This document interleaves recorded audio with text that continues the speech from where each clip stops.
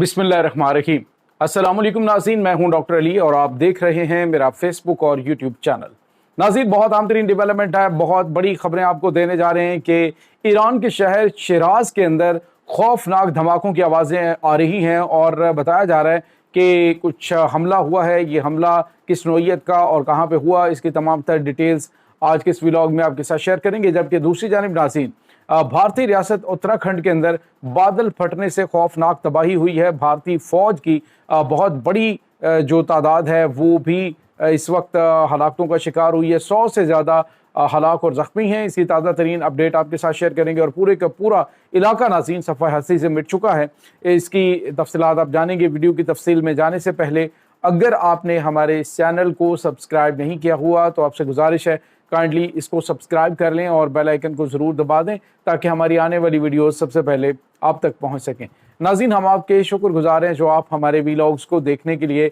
वक्त निकालते हैं और कमेंट सेक्शन में अपनी मोहब्बतों का इजहार भी करते हैं। नाज़रीन, सबसे पहले बात करेंगे कि ईरान जो है वो इस वक्त बदस्तूर ईरान इसराइल जंग के बाद हमलों की जद में है। ईरान के ऊपर जो हमले हो रहे हैं नाज़रीन, ये हमले कहीं और से नहीं बल्कि ईरान के अंदर से किए जा रहे हैं। और बावजूद इसके कि ईरान की इंटेलिजेंस एजेंसीज और ईरान के जो सिक्योरिटी इदारे हैं वो बहुत बड़ी तादाद में न सिर्फ उन तमाम दहशत गर्दों और जो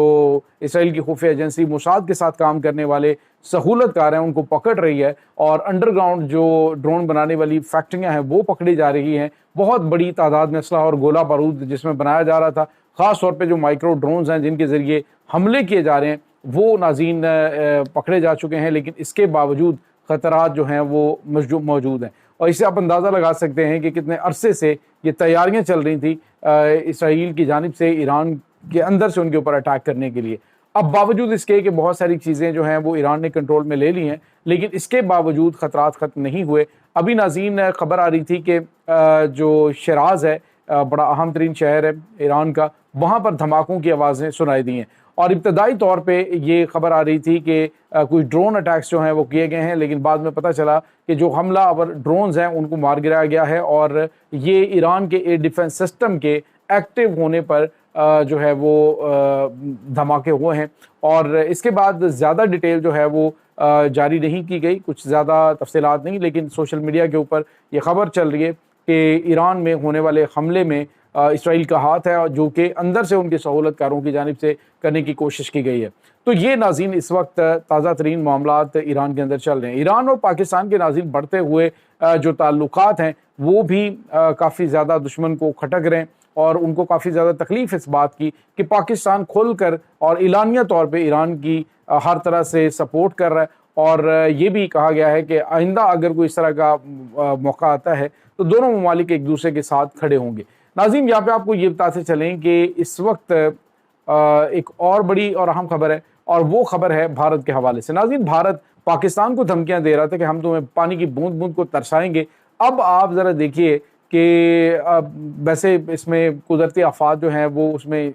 जो डेफिनेटली नुकसान जो है वो आम आवाम का होता है, लेकिन जब कुदरती आफात महलों का रुख कर लेती हैं तो वहाँ पर भी खौफनाक तबाही मचती है। अब नाज़रीन हुआ ये है कि भारतीय रियासत उत्तराखंड का जो ज़िला है उत्तरकाशी, नाज़रीन ये उत्तरकाशी का जो इलाका है वहाँ पे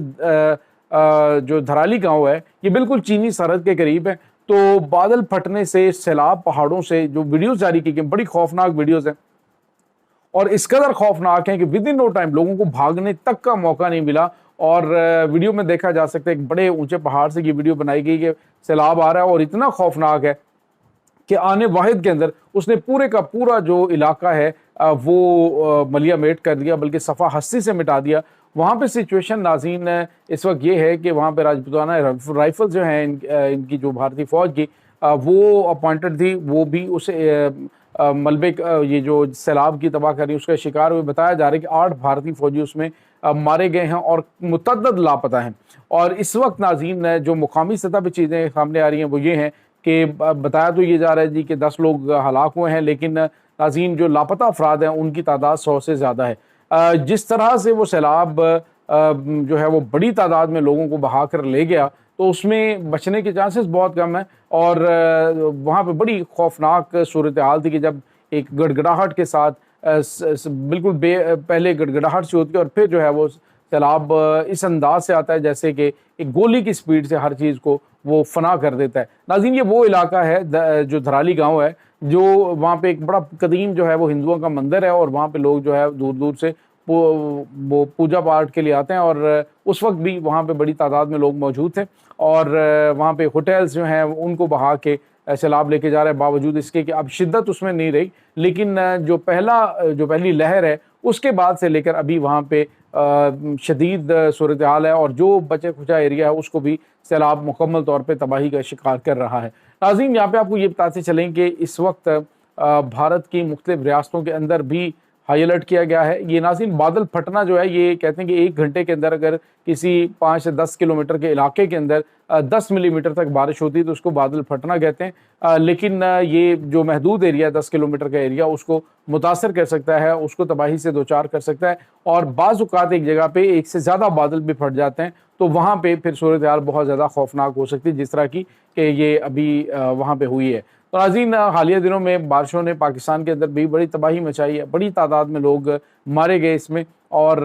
بہت قیمتی جانوں کا املاک کا نقصان ہوا ہے۔ لیکن یہ بات یاد رکھیے گا کہ جب آپ ابھی راستوں کے آگے رکاوٹیں کھڑی کرتے ہیں، وہاں پہ اپنے مفادات جو ہیں ان کو مقدم رکھتے ہیں، جس طرح سے پاکستان میں ہاؤسنگ سوسائٹیز بنائی گئیں، بالکل اسی طرح سے پانی کے راستے میں وہاں پر بھی بھارت کے اندر بھی جو چیزیں ہیں وہ یہ کی گئی تھیں کہ آس پاس لوگوں کی بلند و بانگ عمارتیں تھیں، تو جب پانی آتا ہے تو پھر وہ اپنا قدرتی راستہ جو ہے اس کو وہ ہمیشہ برقرار رکھتا ہے، اور اس کو وہ اپنی کہتے ہیں جی کہ پانی اپنی جگہ لازمی لے لیتا ہے۔ تو یہ جو ناظرین سچویشن ہے اس وقت دنیا کے لیے کافی زیادہ پریشان کن ہے، کیونکہ اس وقت ناظرین یہ گلوبلی یعنی جو دنیا کے اندر موسمیاتی تبدیلیاں ان کی وجہ سے بڑے خوفناک حالات پیدا ہو رہے ہیں، زلزلے آنا، سیلاب آنا، تباہ کاریاں ہونا۔ ناظرین آپ اندازہ لگائیے کہ جو اس میں کچھ ٹائم پہلے اس میں جاپان کے اندر آنے والا جو تباہ کن یہ زلزلہ ہے اس نے اس کو تقریباً 1.5 میٹر مشرق کی جانب دھکیل دیا تھا، یعنی پورے کا پورا ملک جو ہے اس کو 1.5 میٹر تک سرکا دینا یہ کوئی عام چیز نہیں ہوتی، بلکہ بہت بڑی تبدیلی ہے۔ تو آنے والے وقتوں کے اندر آپ دیکھیں کہ پاکستان کے اندر بھی بڑے پیمانے پہ فالٹ لائنز موجود ہیں، اور ان فالٹ لائنز کے حوالے سے خطرے کی گھنٹیاں موجود ہیں، اور ویسے بھی قرب قیامت میں ناظرین جو نشانیاں بتائی گئی ہیں اس میں اس طرح کی آفات کا آنا ایک جو ہے وہ لازمی چیز ہے، جو اللہ کے نبی صلی اللہ علیہ وسلم نے اپنی احادیث مبارکہ کے اندر اس کی نشانیاں بتائیں، پھر ائمہ معصومین نے جو ان کی نشانیاں بتائی ہیں قرب قیامت کی، تو وہ ایک مسلمہ حقیقت ہے۔ یہ بالآخر دنیا نے اپنی آخرت کی جانب بڑھنا ہے۔ تو اس وقت ناظرین یہ تباہ کاریاں اس طرف اشارہ کر رہی ہیں کہ حالات بڑے پریشان کن آنے والے انسانوں کے لیے، اور اس کی وجہ کوئی اور نہیں، انسان خود ہے۔ جس طرح سے آپ دیکھیں کہ جنگلات کی کٹائی ہوئی، جس طرح سے موسمیاتی تبدیلیوں سے بچنے کے لیے اقدامات کرنے تھے تو لوگوں نے کنکریٹ کے جنگل کھڑے کر دیے، اور کوئی بھی نئے درخت لگانے کے لیے تیار نہیں۔ یہی ریزنز ہیں کہ جس کی وجہ سے گلوبل وارمنگ سے درجہ حرارت بتایا جا رہا ہے کہ ایشیا کے اندر مجموعی طور پہ 1 ڈگری سینٹی گریڈ بڑھ گیا۔ اور ناظرین آپ اندازہ لگائیں کہ جو آپ قطب شمالی سے باہر سب سے بڑا جو گلیشیئرز کا ذخیرہ ہے وہ پاکستان کے پاس بھی موجود ہے، پاکستان انڈیا، یہ تقریباً 5000 گلیشیئرز ہیں، جن میں سے کافی زیادہ گلیشیئرز ختم ہو چکے ہیں، اور اس کی وجہ گلوبل وارمنگ ہے۔